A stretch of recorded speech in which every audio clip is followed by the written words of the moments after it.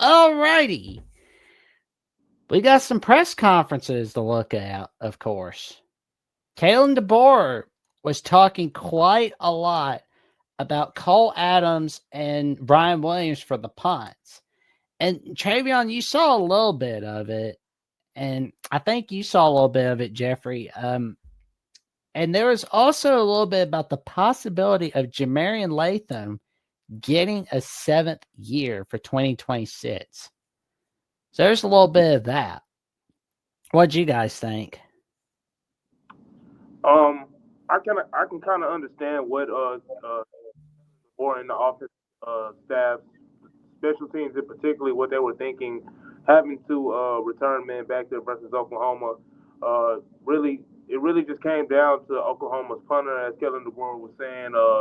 Just some of the inconsistencies he had. He had a tendency to punt the ball short, but then it would have a bounce in their favor. So they were just trying to really just put some playmakers back there, and unfortunately, it backfired. And with Brian Williams, it backfiring on him.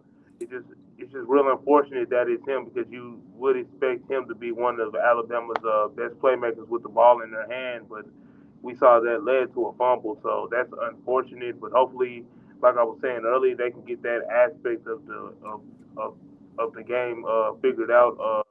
So that they can have the ability to make some plays in the return game, come whether it's when they play Auburn inside of Jordan Hare or in the college football playoffs when they do eventually get there. But another thing, just with Marion Latham update, that has the potential to be big.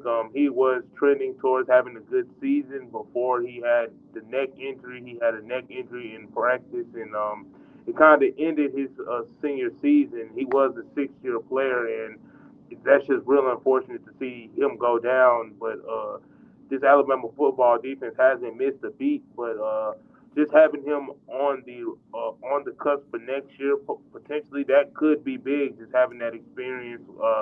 You think about the defenders that would be losing, would be losing players like a Deontay Lawson, like a Justin Jefferson, like a just some of the other defensive linemen and things of that nature that they'll be losing. So the potential of him returning would be big. Just hope that he could really just be healthy and really just have a good senior season because this year it was cut short, obviously, but that's real encouraging just to see that he has the potential to come back 7th year and could do wonders for this defense, especially with Kane Warmack, his 3rd year coaching the defense. Hopefully, they're able to retain him, but could do wonders. Well, and the main quote that I took away from this press conference, and this from the opening statement, was when he said, quote, "This is not a time to sit still. This is a time to keep moving forward. We see areas that we can continue to improve on, but that's what we've done all season long. We continue to push, continue to go back to work. And these guys, again, they've shown how resilient they are. And you can see the want to in the fight, getting down early in the game the other night, I think, and how we continue to compete is exactly what you see in the big picture this season and what these guys are all made up of." Unquote. Those are good words. I mean, it's positive. And he's not wrong. I mean, we did fall behind and fought back. Still should have won and out because we outplayed him. But again, that's in the past. Nothing you can do about it. With the returns, I just wouldn't have Ron Williams do it anymore. It's not even just because of the fumble. It's just like returns. You can get hurt on returns because when you're running at full speed like that on a play like that, you're gonna get hit hard. And he's a small guy for a wide receiver. You just don't. To me, you want your I would say best receiver, but the correct answer is probably the most explosive receiver when he's at his best. Because Bernard is our complete receiver, and even Horton gives you a lot that Ron Williams can't. Ron Williams is great, but he has limitations. I wouldn't use him in the return game. We've got a ton of other guys. We literally have guys in our receiving core who are down the depth chart that don't even play that could be returning the balls. Do not have Ron Williams return anything anymore. I would not do it. I know the freakish speed, but it even feels like his freakish speed has kind of been limited a bit with the amount of abuse that he's already taken the last 2 years. Like, it doesn't feel like he had. I mean, he still probably has that gear in him, but he's got to get it back.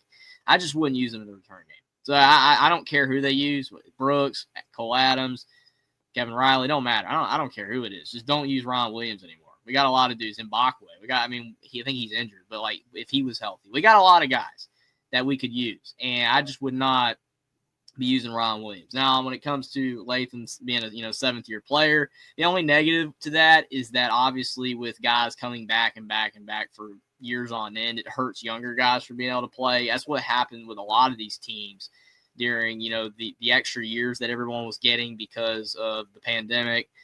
Obviously, I mean, that stunts freshmen. It stunts younger guys from being able to play. But at the end of the day, you're never going to turn somebody away. I mean, getting a guy back who's that experienced is always a good thing. And it would be great for our defense. It would be great to have that experience back. Like you said, Travion, we're going to be losing a lot on defense. I just think the other perspectives, it does hurt younger guys from being able to get their shot when you have so many older guys still playing. Because I've noticed, like, there's so many fifth, sixth, and even seventh-year players on so many teams. And you wonder why it's taking so long for some of these players to actually get out there on the field. You're seeing so many young guys transfer to other programs that maybe wouldn't have transferred if they would have been able to already get out there on the field because they couldn't get to play, which, maybe patience is still could be a good, quality, a good trait for some of these guys. Like, hey, just wait that one more year. You're going to get your time. I mean, we saw it with Coker. He got his year at Alabama.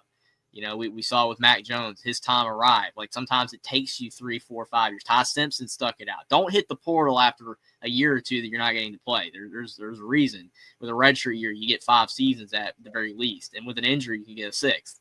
And some of these guys getting 7, it's crazy. But, I think that, again, it's a good thing for us if we can get him back for a 7th year. It just could hurt younger guys. But at the end of the day, it's still a win for us. Yeah, and lastly, I just want to touch on what Kalen DeBoer was saying about the kind of the whole mentality of the Alabama football team attacking this week.